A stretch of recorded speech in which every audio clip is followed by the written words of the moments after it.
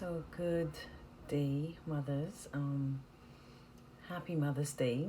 I trust that you are enjoying your day, that you're being pampered, and that you are getting the accolades that you so deserve. Personally, I think that being a mother is, if not one of the most difficult tasks and jobs in the world. And it's so important that that we as mothers do our best to shape and form and do what we can to ensure that our children are the best that they can be. So happy Mother's Day to everyone. And on that note, in keeping with my promise that it's Mother's Day, but it's also Mental Health Awareness Month, I want to talk today about mental wellness. Now, the last two episodes, I spoke of depression and anxiety, but today I'm just going to focus on the stigma of mental health, the myth that we believe, and the fact that we as mothers can sometimes become more susceptible or more prone to experiencing a mental health challenge. And one of the things I want to say off the bat is it's okay to not be okay. And I want to encourage you to not fall into the rhetoric that society, for lack of a better way to describe it, that society has fed us to make you feel that if you're experiencing some type of mental challenge, that you're crazy, you're insane, you need to be on a psych ward, or you're a weak person, or you're someone that's less than, or you can't be right because this is happening to you.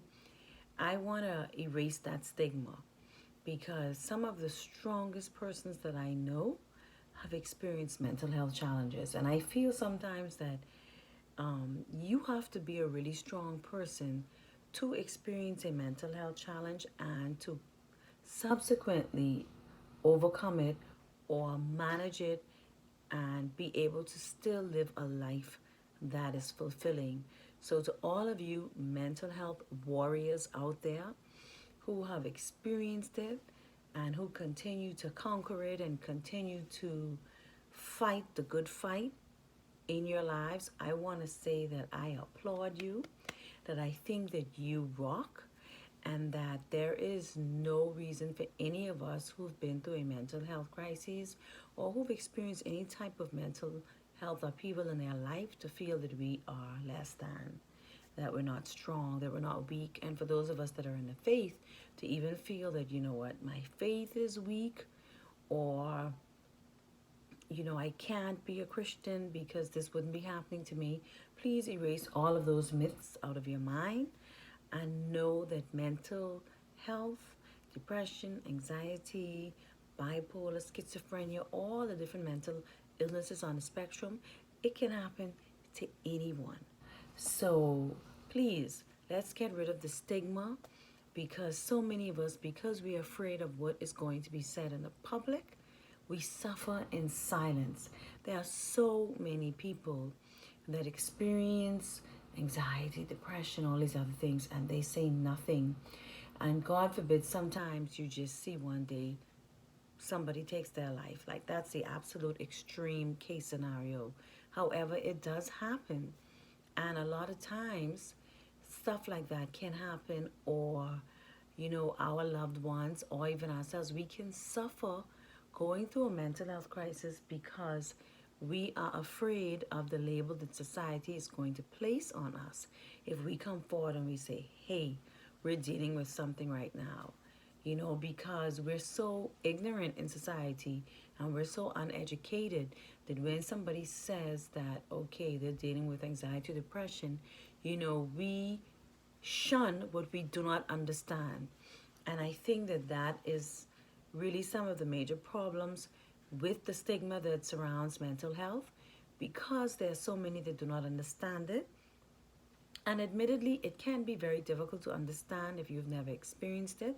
But because so many do not understand it, the first reaction is to shun it or to make these broad, silly statements like, oh, that, her head ain't good, or or he's just crazy, or even something like he's just mental, without really knowing the complexity and really what a mental health illness or someone going through a mental health crisis is all about.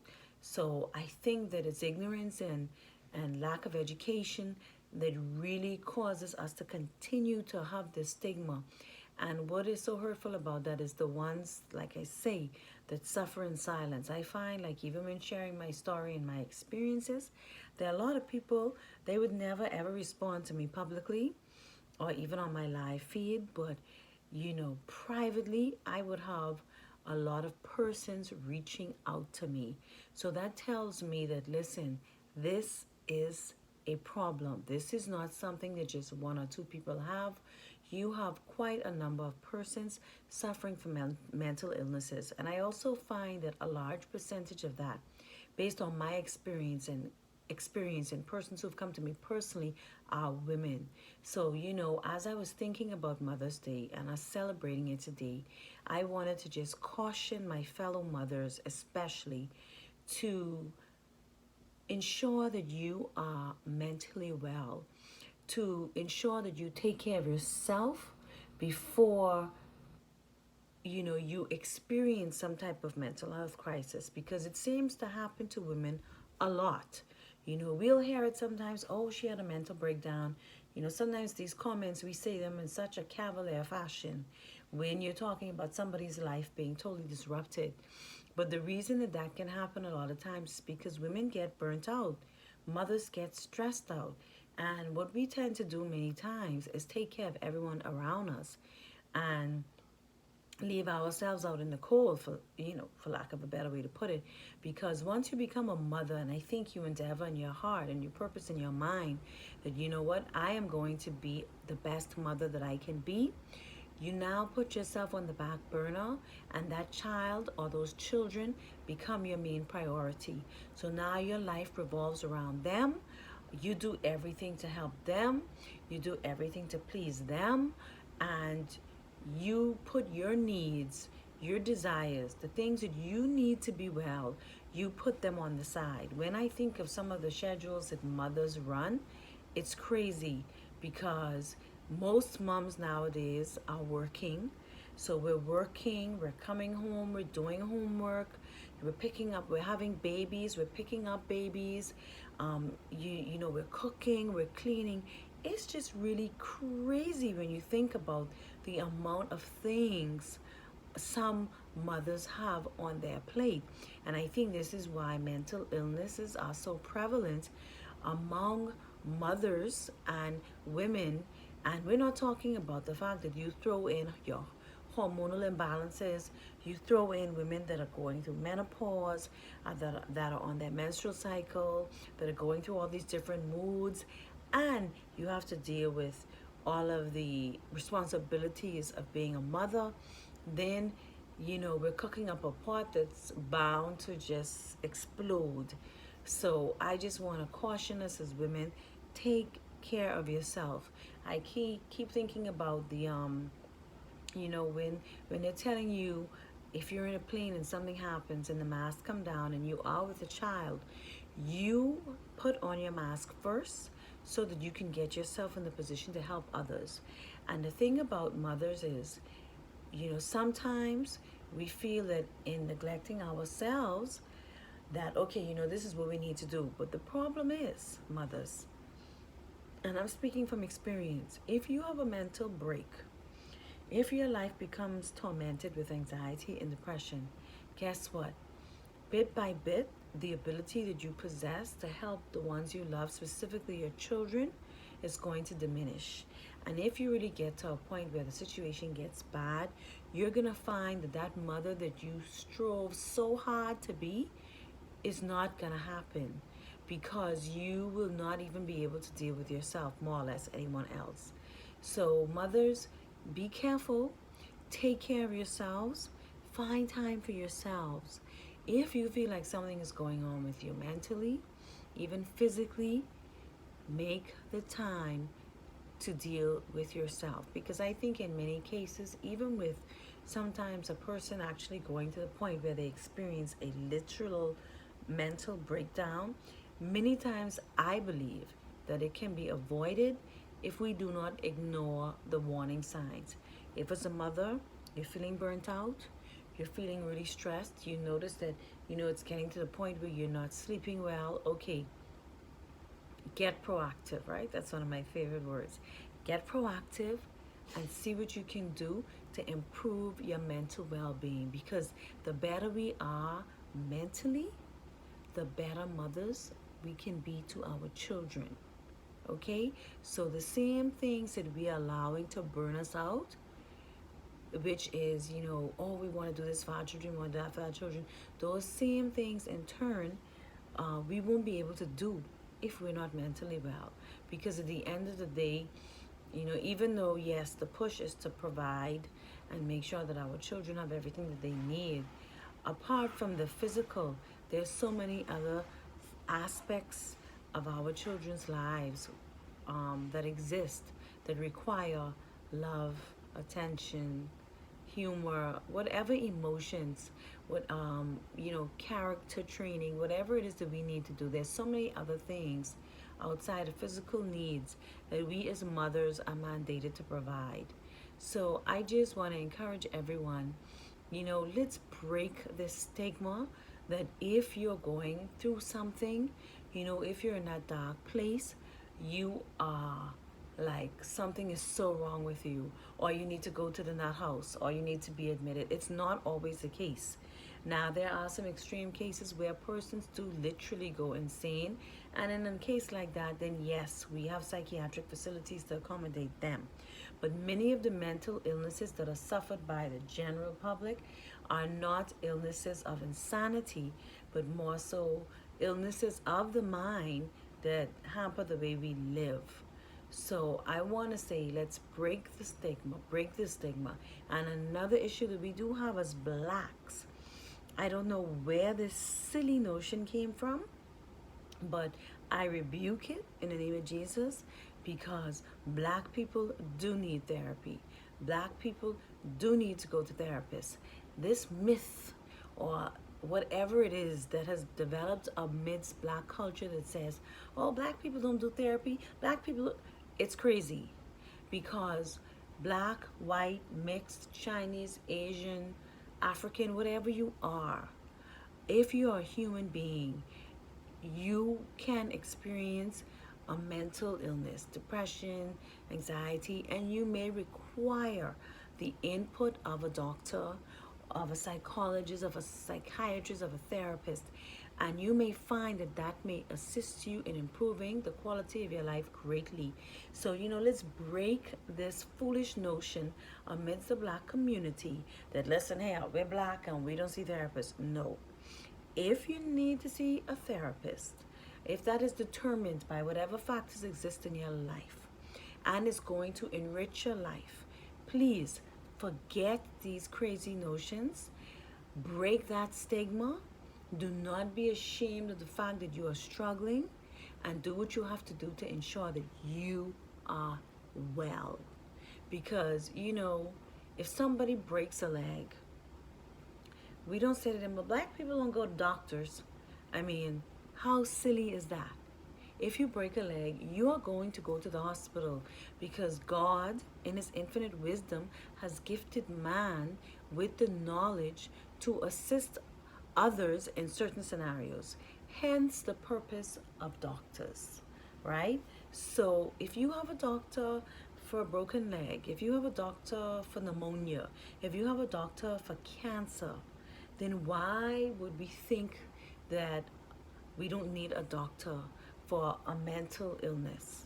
And I think that's a part of the issue as well, with the stigma and the myth that because it's not something you can see physically, then it's not a problem, or it's not a huge problem. Because we have people that say stuff like, you need to just get over it, or suck it up, or carry on. You'll hear these type of comments being made to some persons who are really having a mental challenge, because truly we are ignorant and do not understand that a mental illness is still an illness. Nobody is going to choose most times to be in a depressed state most of their life, because no human being welcomes misery. I don't care who you are. So the fact that a person is going through something like that, obviously it's something that they're having difficulty dealing with, and it's something that they're having difficulty getting out of. Nobody wants to be racked by fear. Nobody wants to be afraid to go out of their home, or to drive a car, or to be among friends, or to feel like, oh my God, I'm dying. These are terrible, terrible feelings that persons with mental illness experience. And when you really think about it, who would willingly or would want to continue to be plagued by these type of feelings day in, day out throughout their life? So the fact that we make those comments about suck it up and move on, again, that's ignorance talking. And if you are a person doing that, I would recommend that you stop, really check out the situation properly before you go and say such a thing.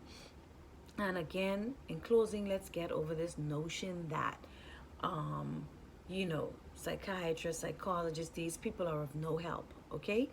In my future vlogs, I'm going to talk about some of the things that we can use to conquer mental health and to get us through those dark times in our lives. But I just want to say that you're not crazy. It's okay to not be okay. You're not weak. You're not a lesser person than the other if you're experiencing a mental challenge and they're not. So let's break that stigma that seems to exist, and let's cancel all of those myths, because as it relates to mental health, most times it's ignorance talking, and it's persons making comments when they really have never experienced the mental health crisis, do not know what mental health looks like, and do not know what it is to try and help a person cope and go on a journey of healing. So mothers, I'm going to say to you again, make your mental health a priority so that you can be the best mother to your children and avoid the pitfalls of possibly experiencing some type of mental crises or anything later on in life. So I just want to say to you, you're okay. And if you're feeling burnt out, take a break. It's okay, mothers, to not be okay sometimes and just need to regroup, take some care of yourself, love on yourself a bit so that you can be who God has called you to be. So, in closing, thank you for listening.